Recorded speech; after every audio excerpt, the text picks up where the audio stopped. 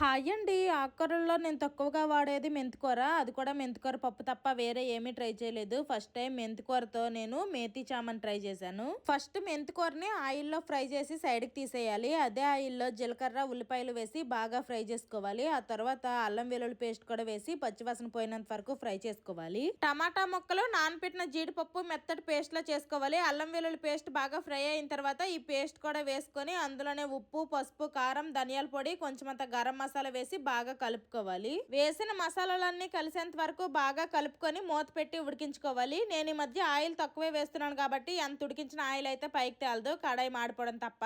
కాసేపు ఉడికించిన తర్వాత మనం ఫ్రై చేసి పెట్టుకున్న మెంతికూరని వేసి బాగా కలిపి వాటర్ పోసి మళ్ళీ మూత పెట్టి కాసేపు ఉడికించుకోవాలి. ఇది వండుతున్నంత సేపు టేస్ట్ ఎలా ఉంటుందో ఏంటో అని ఒక చిన్న డౌట్ తోనే వంట చేశాను. ఇంకా కాసేపు ఉడికాక పన్నీర్ తురుము వేసి ఒక 2 minutes ఉడికించేసి ఫైనల్ గా ఫ్రెష్ క్రీమ్ వేసుకోవాలి. అంతే, మేతి చామన్ రెడీ అయిపోయింది. దీన్ని మేము చపాతీలతో తిన్నాము. నేను డౌట్ పడే అంత ఏం లేదనమాట. టేస్ట్ మాత్రం చాలా బాగా వచ్చింది. ఎవరైనా ట్రై చేయాలనుకుంటే ట్రై చేయండి. Bye bye.